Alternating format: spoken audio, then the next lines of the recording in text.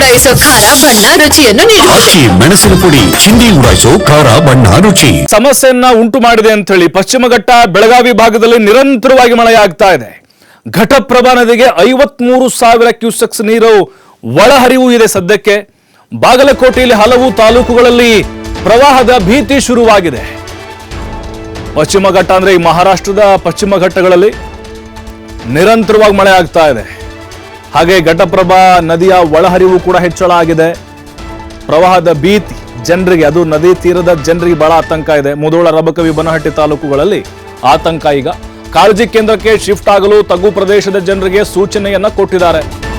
ರಬಕವಿ, ಬನಹಟ್ಟಿ ತಾಲೂಕಿನ ನಂದಗಾಂವ್, ಡವಳೇಶ್ವರ ಜೊತೆಗೆ ಮುಧೋಳದ ಮಿರ್ಜಿ, ಒಂಟಗೋಡಿ, ಚನ್ನಾಳ, ಅಕ್ಕಿಮರಡಿ ಗ್ರಾಮ, ಡವಳೇಶ್ವರ, ಮಿರ್ಜಿ, ಚನ್ನಾಳ, ಜಾಲಿಬೇರ, ಮುಧೋಳ, ಕಸಬಾ, ಜಂಬಗಿ, ತಿಮ್ಮಾಪುರ ಸೇರಿ 9 ಸೇತುವೆಗಳು ಜಲಾವೃತ ಆಗಿದ್ದಾವೆ. ನೋಡಿ, ದೃಶ್ಯಗಳೇ ನಮಗೆ ಗೊತ್ತಾಗುತ್ತಾ ಇದೆ. ಕಬ್ಬು ಕಂಪ್ಲೀಟ್ ಆಗಿ ಮುಳುಗಡೆ ಆಗಿದೆ ರೀ. ಕಟಾವ್ ಬಂದಿತ್ತು, ಇನ್ನು ಸ್ವಲ್ಪ ದಿನ ಕಟ್ ಮಾಡ್ತಾ ಇದ್ರು ಕಬ್ಬು. ಎಲ್ಲ ಸರ್ವನಾಶ. ಸೋಯಾಬೀನು, ತೊಗರಿ, ಹತ್ತಿ, ಶೇಂಗಾ, ಗೋವಿನ ಜೋಳ ಎಲ್ಲವೂ ಕೂಡ ನೀರು ಪಾಲಾಗಿದೆ. ಇನ್ನು ಘಟಪ್ರಭಾ ನದಿ ತುಂಬಿ ಹರಿತಾ ಇದೆ. ಡಂಗೂರು ಸಾರ್ತಾ ಇದ್ದಾರೆ ಜಿಲ್ಲಾಡಳಿತದವರು. ನದಿ ನೀರಿಗೆ ಯಾರು ಇಳಿಬೇಡಿ, ಅನಾಹುತಗಳಾಗುತ್ತೆ ಅಂತ.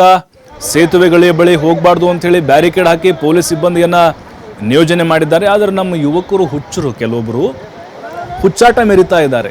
ಸೆಲ್ಫಿ ತೆಗೊಳ್ಳೋದು, ರೀಲ್ಸ್ ಮಾಡೋದು, ಅಲ್ಲಿ ತಿರುಪೆ ಶೋಕಿ ಮಾಡೋದು ಇವೆಲ್ಲ ಜಾಸ್ತಿ ರೀ. ಭರಬ್ಬರಿ ನೀರು ಹರಿತಾ ಇದೆ ಸೇತುವೆ ಮೇಲೆ. ಅಲ್ಲಿ ಹೇಳ್ತಾ ಇರೋದು ನಾವು, ಎಲ್ಲೆಲ್ಲಿ ಅಪಾಯದ ಪರಿಸ್ಥಿತಿ ಇದೆಯೋ ಅಲ್ಲಿ ಹುಚ್ಚಾಟವನ್ನು ಮೆರಿತಾ ಇದ್ದಾರೆ. ಜೊತೆಗೆ ಬೆಳಗಾವಿ ಭಾಗ, ಬಾಗಲಕೋಟೆ ನೋಡಿ, ಬಾಗಲಕೋಟೆ ಅಂತಂದ್ರೆ ಮುಳುಗಡೆ ನಗರಿ ಅಂತ ಕರಿತೀವಿ ನಾವು.